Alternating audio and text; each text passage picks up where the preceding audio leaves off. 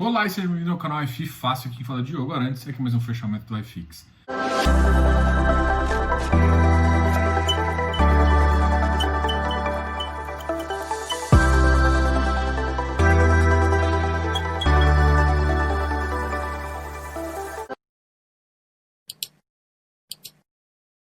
E que dia hoje, hein? Nossa Senhora! Vamos começar aqui então falando sobre o Ibovespa, que caiu 1,46%. Chegando a 123 mil pontos, 255. O dólar hoje subiu 1,59. Cada vez mais a gente vê os casos Covid aumentando e, assim, você pode ver, assim, a maioria das pessoas estão de férias na praia. E mesmo assim o Covid aumentando. Então isso é um fato que a pessoa deu uma afrouxada, as pessoas diminuíram o cuidado e aumentou o número de casos de Covid. A grande Santiago, mas eu tenho que ficar com medo de tudo fechar igual parou em março? Eu acredito que não. Primeiro porque a gente não tem dinheiro, né?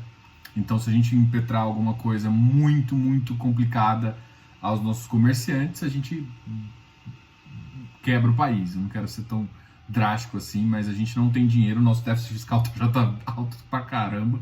A gente não aguenta mais uma paralisação. Porque qual é o problema mesmo? Paralisação, você gasta o dinheiro do governo, o governo aumenta o gasto e diminui a arrecadação, porque se as empresas não estão comercializando, ninguém está trocando moeda, e aí haja dinheiro para imprimir e não tem muita corrida não. Então a gente está numa situação onde a gente pode ver quedas. Você vê hoje teve uma queda de 1,46, segundo ano bateu 1,46. O iFix hoje deu uma queda menor. Por quê? Porque o iFix também não estava tão inflado igual o Bovespa. A gente tem chance de chegar a 150 mil pontos no final do ano? Tem demais. E o iFix? Cara, o iFix a gente vai recuperar muito mais. O iFix, o pessoal aprendeu a não pagar um ágio muito grande em relação... Talvez essa foi a maior aprendizagem de 2019. Então, a galera tá mais acostumada a não pagar tanto ágio, né? E aí, cara, eu olho Aí eu olho o relatório Fox, tá? O relatório Fox tá lindo aqui. IPCA de 2021, 3,34. IPCA 3,50 de 2022, 3,50. Selic terminando esse ano em 3,25. Do ano de 22, 4,75. 2022 eu já acho mais coerente, tá? Mas na verdade, 3,25 para mim também, o final desse ano, se não for 3,5, não vou nem brincar aqui, porque senão a gente pode. Mas é no mínimo de 3,5, não tem como não. A gente não tem país para ficar com juros negativos. Não tem como, sabe? Tá prevendo um juros de 2021 de 3,34. A gente tá prevendo mais um ano de juros negativos. Brasil. Um país que tem uma dívida negativa desse tamanho, quem vai emprestar dinheiro, sabe? Tipo, tá, não faz sentido, entendeu? Ah, mas tem um déficit. Cara, tem um déficit de quê? Mas quem vai emprestar dinheiro pro país nessa condição? Eu não empresto. Bom, PIB já uma previsão de alta de 3,41 e 2022 mais 2,5. O que me assusta, porque basicamente a gente está voltando a 2019 e a gente esperava que esse ano, o ano de 2020, na verdade, fosse uma subida mais alta. Então, ou seja, isso aqui é meio bem fruto, esse aqui, esse 3,41, isso aqui é fruto artificial, porque o ano passado caiu 4,56, e você lembra que se cair 4, não tem que subir só 4, não tem que subir um pouco mais para compensar a queda. Então, isso aqui para mim ele tá de brincadeira, né? 3,41 e 2,50 é basicamente a gente voltar pro patamar anterior, tá? Bom, de qualquer forma aqui, o câmbio bateu R$5, né? O câmbio que eles estão falando aqui, 2021 está mais ou menos R$5 e o 2022 está R$4,90. E não é o que a gente tem visto aqui nos mercados, né? Os mercados, hoje o estresse foi tão alto que o dólar bateu 5,50, chegando a uma alta de 1,59. Teve várias empresas sim que subiram, principalmente sobre a fusão da Notre Dame e HP Vida, né? Então eles dois tiveram uma alta bem forte aí nesse mercado, tá ok? Então vamos falar um pouquinho de fundos imobiliários e antes eu vou falar um pouquinho também do meu estresse hoje com a corretora. E aí, ai meu Deus, eu até falei isso no Instagram, eu normalmente não reclamo muito de corretora, acho que tem, mas assim, eu tive um feedback tão ruim. Porque assim, as corretoras erram, bicho, é normal. Tem corretora que erra mais, tem corretora que erra menos, mas enfim, normalmente acontece um erro. e pelo menos as que eu sempre costumo trabalhar com maior volume, elas são decentes o suficiente de assumirem o erro e resolver, tá? E a Easy Invest fez o contrário, ela simplesmente, não vou usar a palavra, ela cagou pra mim, ó, cagou. Foda-se você. E aí eu tentei participar de uma oferta, até de um ativo que eu até já comentei que eu participei, inclusive. Tentei participar de uma oferta, eles não colocaram a minha oferta, estornaram meu dinheiro ontem ou na sexta-feira, hoje na verdade, eu vi hoje, olhei assim, se tornaram hoje, mas com data retroativa, tá? Porque na sexta-feira eu tinha olhado e não tinha essa devolução. Aí de repente, eles estão fazendo isso, eu fui perguntar para quê, não me responderam que não tinha dado a oferta. Falei, cara, não tinha dado a oferta mínima. Eu falei, cara, vocês estão doidos, né? A oferta mínima deu, tanto é que a oferta ficou de pé e teve muita gente que foi, mas então... Então assim, eles cometeram um erro operacional grande, eu não gosto de falar aqui, mas, caramba, então assim, se você participou de alguma oferta da Easy Invest, dá uma conferida lá, porque eles estão comendo bola aí bastante, tá? Eu até pedi uma explicação oficial, assim, pedi via e-mail, vou pedir, e se isso não for para frente, eu vou fazer uma reclamação na CVM. Então, estou aproveitando aqui, porque a CVM, sim, é o foco seu, você pegue todos os dados, todas as conversas que você teve com a corretora, e sim, você pode impetrar um processo, um protocolo de reclamação, e a CVM vai investigar e depois você vai ter a resposta. Mas assim, se você achou que foi lesado, você tem a CVM para recorrer. E no frigir dos ovos também tem o Banco Central, enfim. Mas primeiro você vai na CVM, a CVM vai investigar, porque ela é... Principalmente se for uma CCT... Porque assim, tem um lado que é via Banco Central, de uma corretora, né, uma participação, e tem um outro lado que é da CVM. Como a distribuição de valores foi esse o maior problema, foi na distribuição, eu vou entrar primeiro com a CVM e a gente vai ver o que vai acontecer, tá ok? Então, só para explicar, depois assim, qualquer coisa eu mostro para vocês o processo para fazer isso, mas tenha em mente que, na verdade, você tem um órgão para reclamar, sim, que vai olhar os casos. Normalmente eu não ia falar disso, mas hoje tô até mais, eu tô soltando esse vídeo até mais tarde, porque, bicho, eu fiquei tão chateado com a forma que eles conversaram comigo, que enfim. E assim, é a corretora que eu uso, inclusive, para mostrar os dados aqui, porque eu acho ela organizada nesse ponto de dados, eu consigo manter algumas coisas aqui. Eu vou ter que, assim, você não vai ficar com alguém que comete a mesma coisa de parceria ou funcionário, qualquer coisa. Se não deu certo, beleza. Só que assim, tem hora que não dá certo, vocês resolvem e vida que segue. Mas tem hora que um dos lados fica bem relutante em admitir uma coisa que errou, né? Aí fica bem complicado. Vamos conversar um pouquinho sobre os ativos, inclusive esses ativos que eu estava conversando é o MiFi. Hoje ele caiu 19%.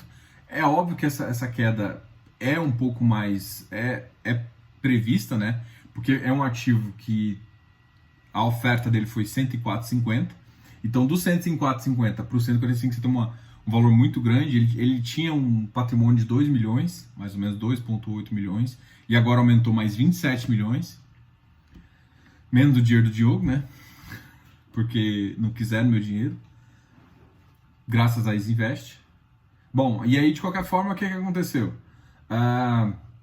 O ativo, esse MiFi, ele vai começar a cair, porque tipo, vai entrar quase 15 vezes o tamanho do ativo original. Então assim, hoje, por exemplo, ele foi negociado 208 mil volume financeiro, 136 negócios.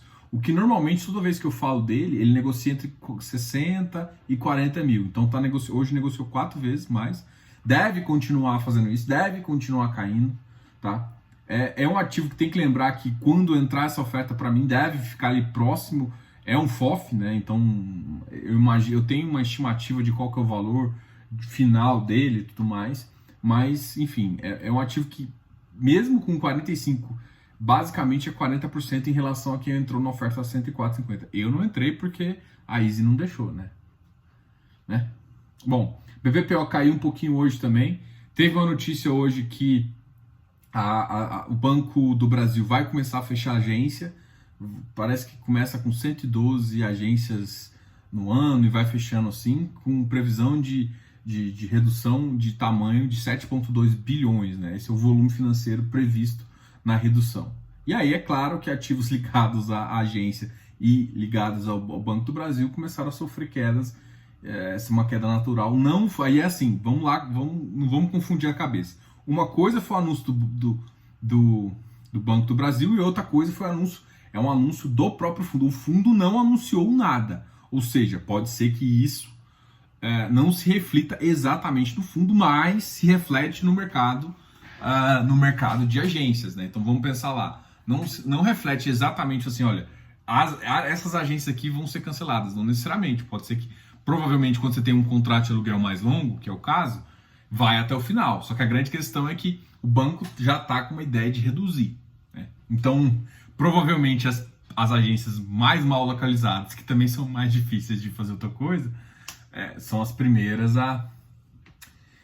isso é só assim, então vamos analisar. Então não foi oficial do fundo falando que vai ter alguma coisa. Então isso é só, esse menos 3% é só um reflexo dessa notícia, tá?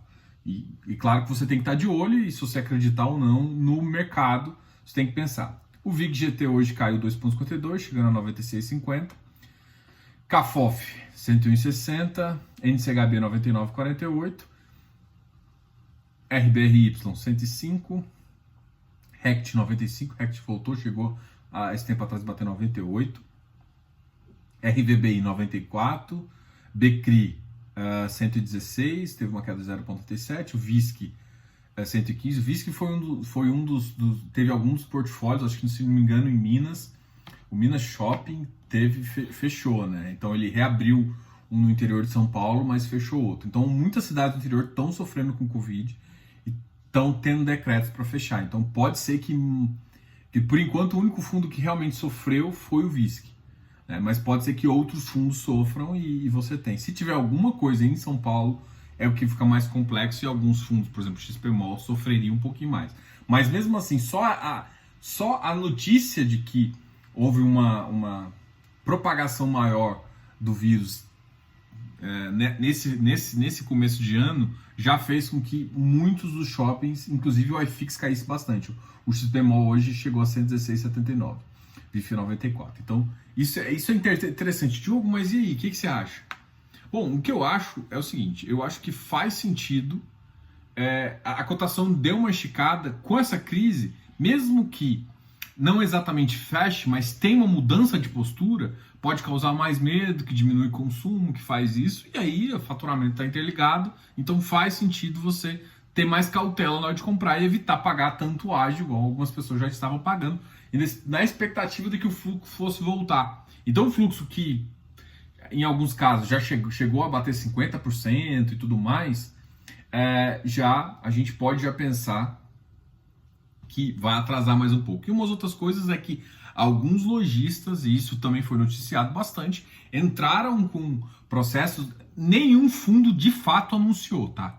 Então nenhum fundo anunciou alguma briga nesse sentido, então não foi nenhum fato, mas foi noticiado no âmbito dos mercados imobiliários, então pode sim afetar algum fundo, mas ainda não foi noticiado por nenhum fundo exatamente, que alguns lojistas entraram com processo, principalmente contra o 13º, né? Que é uma das... normalmente quem gosta de shopping sabe que o dezembro vem mais gordinho, justamente por conta desse aluguel maior, mas não aconteceu. Na verdade, isso não aconteceu. E aí alguns lojistas entraram com alguns processos. Então vai virar uma briga judicial, então a gente vai ver o que vai acontecer. Só que, ou seja, em cima do Covid ainda tem essa briga, não necessariamente em relação ao fundo, mas gera uma jurisprudência, dependendo de como vai ser, como o juiz vai lidar com isso, pode gerar uma jurisprudência ruim para os administradores e para os cotistas, mas a gente não sabe exatamente o que vai acontecer. Mas tudo isso, todos esses fatos juntando, faz com que tanto o setor de agências, setores de shopping e o mercado em si fique com mais cautela e diminua o ágio e inclusive faça algumas vendas aí bem interessantes. O iFix hoje caiu 0,13%, o MFI também caiu um pouquinho, o MXRF caiu. Agora vamos falar um pouquinho dos ativos que mais subiram. Vamos falar do que mais subiu aqui, que é um ativo que o pessoal está gostando bastante, é o HGPO. AFCR 110, RBRR 95. O AFCR acabou de sair de emissão, é da AF Invest, HSML 96, então o HSML é um que continuou subindo, mas ele estava muito descontado em relação principalmente ao MOL, tá? Então ele ainda está descontado em relação ao MOL, o MOL já foi para um patamar bem mais para frente, mas assim, de qualquer forma é um ativo que continuou subindo. O MOL hoje também subiu 0,42%, então eles não foram muito afetados. Enquanto isso, os outros dois que eu comentei, o XPMOL e o VISC, foram mais afetados. Talvez porque já estavam com um ágio um pouquinho maior também. Habitat 119, GGC 140, XPCI 92,50, então assim, o XPCI deu uma andada também. RBIV 88,50, RECR 113, Iridium 140. Eu não vi o hectare aqui, então vamos ver. O DEVA hoje bateu 114, na mínima bateu 114. Vamos ver aqui um outro ativo. O hectare hoje bateu 147, hoje ele teve uma queda, foi lá para o 142, mas depois a galera voltou a comprar o ativo e ele acabou fechando com uma baixa só de 0,17, tá? E, Diogo, mas por que isso? Porque provavelmente alguém está fazendo uma venda prévia à própria entrega do ativo. Então, e agora, provavelmente, no próximo provento, depois do próximo provento, eles anunciam a conversão. Isso não é de praxe, isso, mas eles têm feito isso muitas vezes. Então, é de se imaginar. Então, agora vai ter um pouco da galera que já ganhou o primeiro provento e vai arbitrar agora e sair um pouco maior. Então, está gerando uma pressão de venda um pouquinho maior no hectare. E tem que lembrar que da última vez, a pressão de venda foi realmente entre esse período, entre esses dois proventos, né, até a conversão, e depois da conversão o preço subiu. Então, nesse momento agora é onde ele sofre mais pressão de venda, tá? Isso significa que nessa hora ele tende a ficar com preço mais baixo. Mas assim, isso foi com base nas últimas ofertas, a gente não sabe se o comportamento exatamente vai ser o mesmo. Mas das últimas vezes o comportamento foi mais ou menos esse. Iridium 140, ou JP 107, XPSF 93, XPCM, Tegar 135. Também parece que teve rateio, ainda não consegui ver quanto, tá? Teve rateio no montante, tá? Então foi uma oferta também, conseguiu arrecadar tudo. Então, desenvolvimento tá sendo igual papel, tá arrecadando tudo. O único que eu acho que não arrecadou muito foi a FCR, mas mesmo assim é um ativo que conseguiu, assim que saiu dessa oferta, subiu hoje 2,17%, tem uma carteira bem interessante, um pouco concentrada em alguns ativos, mas com uma taxa nominal extremamente alta e por isso está ocupando esse espaço aqui. RBRR 95. Assim, beleza, esse aqui foi o resumo de hoje. Lembrando a vocês que sempre se inscrevam aqui no canal, dá um like nesse vídeo. A gente tem um programa de membros onde tem... eu não nem falar muito do minicurso, porque o minicurso você tem até início de fevereiro agora para assistir. Mas lá tem uma playlist muito legal sobre TIR, onde eu estou falando sobre TIR e Valuation. Então, quer entender um pouquinho sobre TIR e Valuation, essa playlist provavelmente eu nunca devo tirar ela, eu acho que é uma playlist das mais interessantes. Eu estou fazendo várias aulas sobre isso, mostrando na prática, mostrando a teoria, mostrando tudinho para fazer avaliação. E aí eu fiz uma explicação diferente também de como tem que ser analisado para papel e depois como que a gente vai analisar para tijolo. Vou citar alguns exemplos para você compreender melhor. Então, quer aprender um pouquinho sobre Valuation? Seja membro aqui e participe do nosso canal. Logo vai sair um vídeo, eu acho que até sexta-feira não, até sábado ou domingo eu vou soltar um outro vídeo sobre isso, tá ok? Além disso, a gente está ainda em promoção, eu estou chamando a galera para o Close Friends, que é um grupo exclusivo de Telegram, onde eu compartilho as minhas estratégias e tudo mais. E assim, Diogo, não sei se eu quero, não sei se é para mim. Quer descobrir isso? Você pode entrar pelo Hotmart e você tem 7 dias para ver se é sua ou não. Então você vai entrar lá, você vai poder entrar no grupo e por 7 dias você vai decidir se você continua lá ou não. Então, esses 7 dias sem compromisso é uma forma de eu chegar e te mostrar como que é interessante esse grupo e como que ele pode te ajudar também a investir melhor, tudo mais, tirar algumas dúvidas e também fazer isso. Além disso, a gente tem uma consultoria e a gente está fazendo um plano anual de consultoria também, que fica bem interessante aí para um acompanhamento.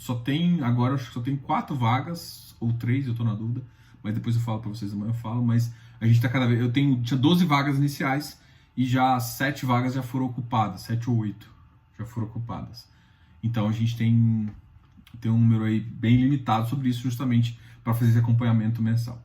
Se tiver interesse, me avisa, deixe nos comentários ou também mande um e-mail para o canal ffácil@gmail.com, ou você pode entrar no nosso site ffácil.com.br